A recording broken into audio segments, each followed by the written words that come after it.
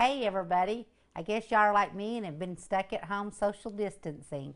It makes me want to bake.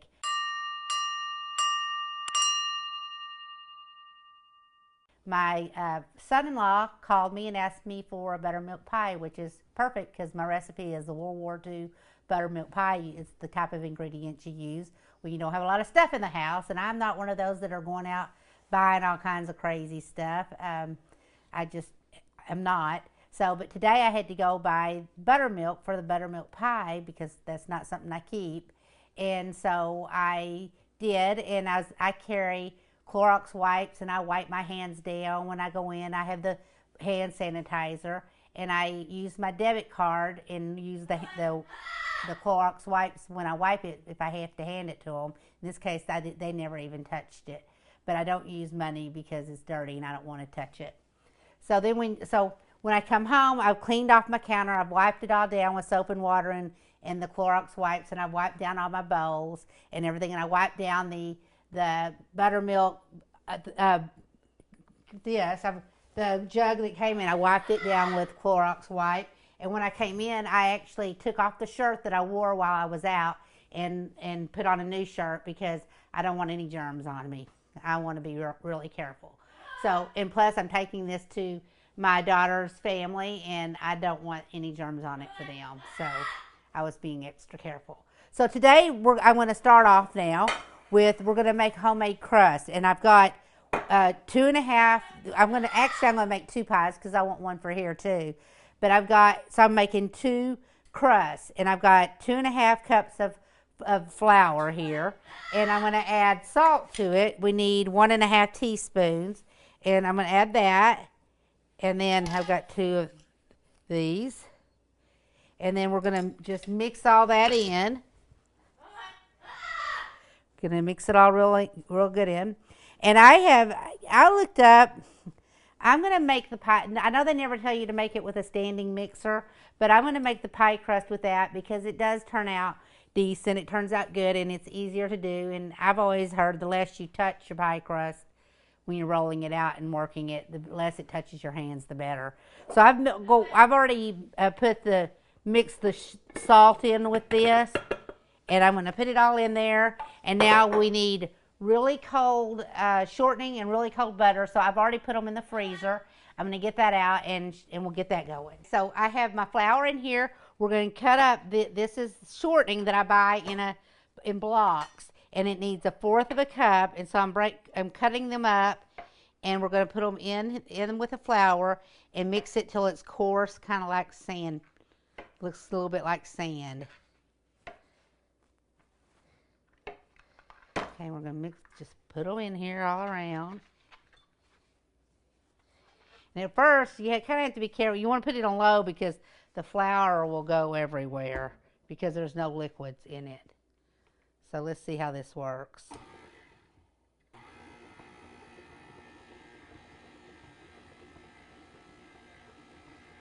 See if it's not really. So you can kind of see. Can you put the camera up here? You can kind of see how it's doing how the flour's kind of starting to look clumpier. That's what we're going for, the clumpier, coarse sand look.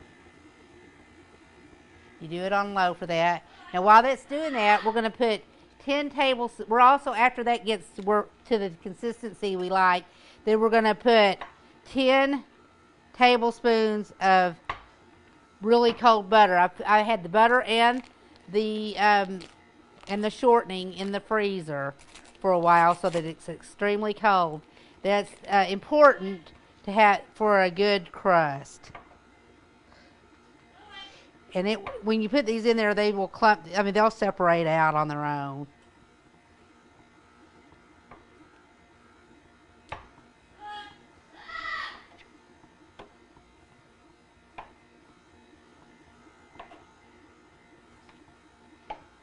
Get these all cut up. You can tell they're frozen because they don't cut very easily. I'm going to cut some of these in half. Okay.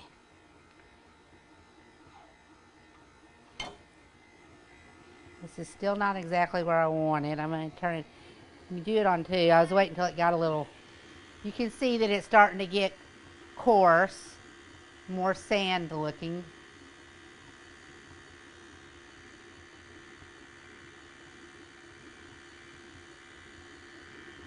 I'll let it get a little more.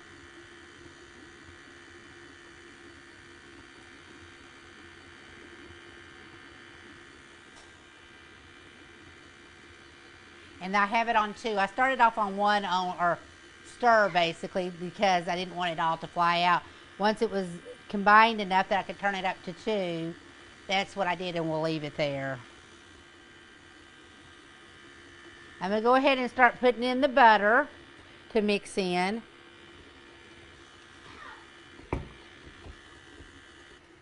Okay, so now we're letting it all clump up, and having little bits of butter pieces is good. When we get this all, get it more, you'll see.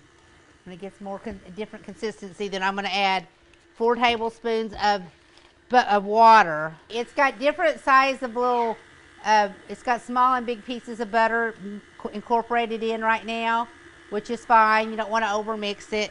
I'm going to add 4 tablespoons of water, of cold water. Everything's cold that you want to do. Add 4 tablespoons of cold water to it and let that work a little more. You don't want to add all your water at once. Let that work in a little bit.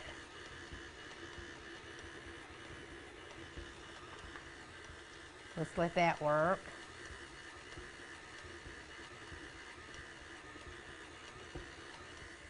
Let that butter work it a little bit. We're working on making a chunky, cohesive mixture here. I'm going to add just a tad more. Didn't even add a whole tablespoon.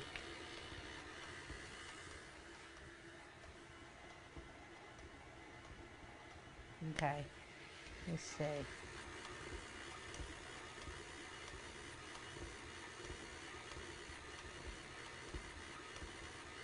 You can see the moistness of it. It's getting more cohesive. I'm going to turn it off and test it. Whoa. Oh. Yeah, it's starting to stick together. Now I'm going to form 2 balls out of these because I'm making 2 crusts. And you really, the best thing to do is to make a disc and then flatten it out a little bit and cool it for about 30 minutes, and then roll it out for your dough. I don't have time to do that. I'm going to go ahead and just roll them out. I'll put one in the freezer in the refrigerator while I do one. Make sure I've got it big enough.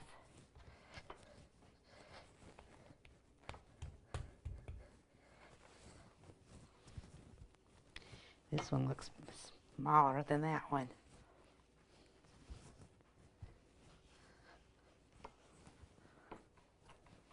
So I get wax paper.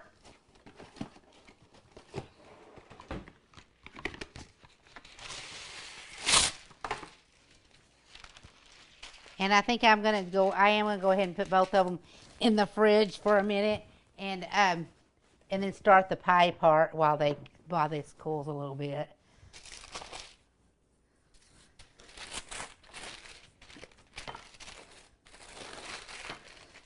Okay, we'll put that in the fridge like that, and I'll do the other one.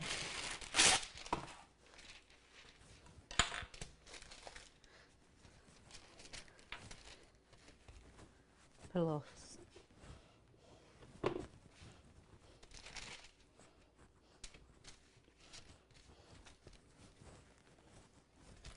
This is what we're going to roll it out on.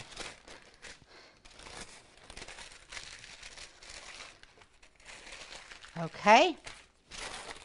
Now, stick them in the fridge a minute, and then we're going to make the pies. Okay, now we're going to make the buttermilk pie, and it's really a simple recipe that doesn't require a lot of ingredients. I'm putting in 3 eggs, and we're going to slightly beat them before we add other ingredients. This is a recipe that grandmothers used to make back in World War II when they didn't have a lot of ingredients and stuff, so that's why it doesn't require very much. Let me get it.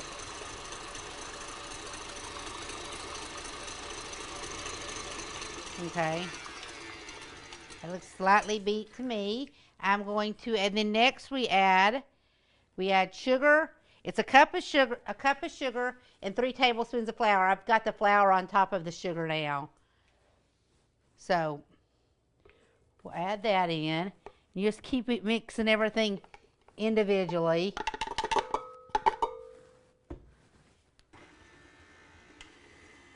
While that's mixing, I have melted butter. This is a half a cup of butter, 1 stick of butter. We're going to let this get incorporated really good. And then we're going to add in the butter. Make sure it's all in there. I melted it and then I put it in the refrigerator to let it cool so it's not hot. So we'll let that all work together.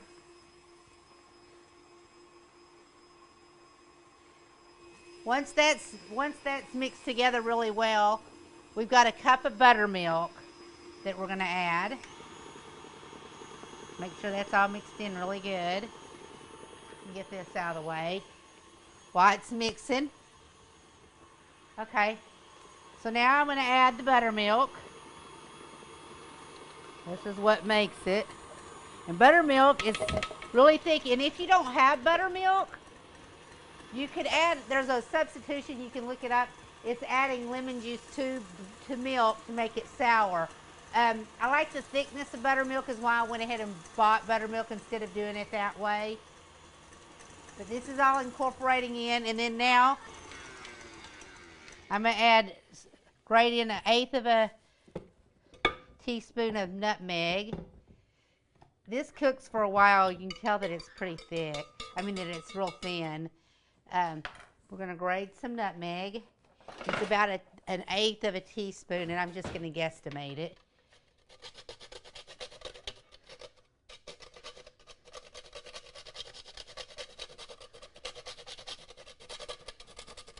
I'll put some on top too. That looks about like 1/8. And then I'm going to do a teaspoon of vanilla. And I've got my really good Mexican vanilla. And honestly, with the Mexican vanilla, you don't even have to use the full, when it says a teaspoon, you don't have to. I like to though, because I like the full. Vanilla is my favorite. Okay, so now we're going to put it back in there and mix it up. Keep it mixed up. Didn't really have to take this off. After it's mixed up, then I'll finish the pie crust. I have another recipe that you add bourbon to it too. I guess that wouldn't be the World War II recipe.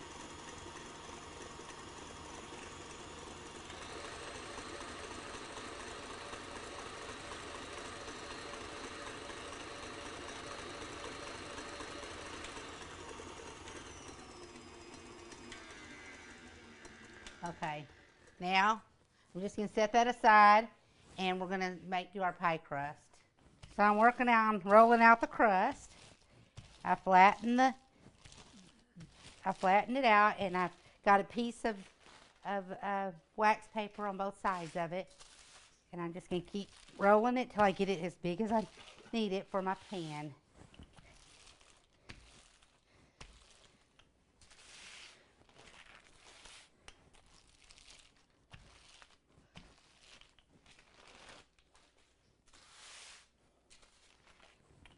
It still needs some more to go. It's pretty still.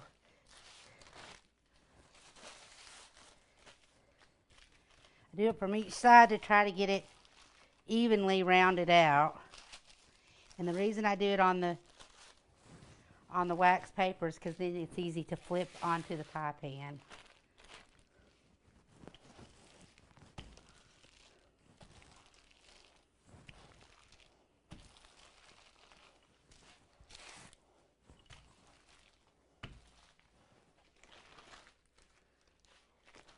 It's getting there, but it's not there yet.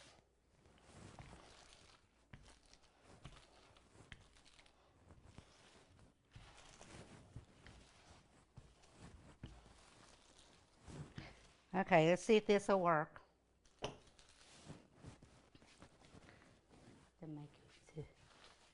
make it to put in this one, the next one.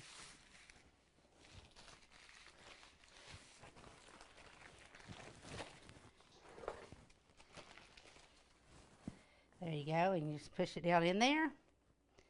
See, kind of do it around the edges and flute it.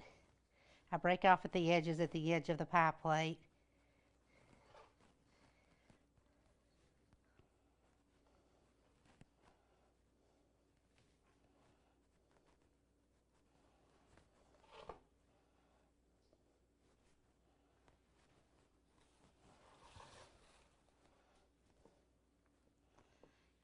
The secret is making sure that you've put enough moisture in it.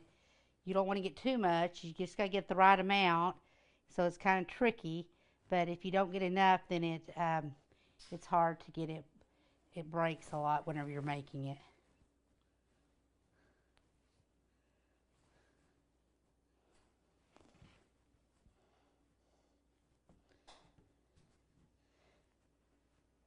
And there's your pie crust. Okay, now we're going to add the filling to the pie. Get all the rest of it out with a little spatula. You can tell it's runny. It gets thicker as it cooks. It's pretty full too. That pie plate is a small one. I'm going to go ahead and rub some. I use fresh nutmeg. You can buy it not fresh, but this makes it so much better. And this is, when this all cooks, if you've had creme brulee, this is very similar. You get a crusty top and a creamy center, and it's very similar. We're going to put it in the oven, and it's going to cook on 325, and it takes a while to cook. You just cook till it's set. Sticking out my tongue helps to keep it from falling. There. Now it just cooks. Okay, we're going to check and see if it's ready. Looks like it might be. You just want it to be set. Yeah, and it comes out, well, there's a little bit on it. It's set.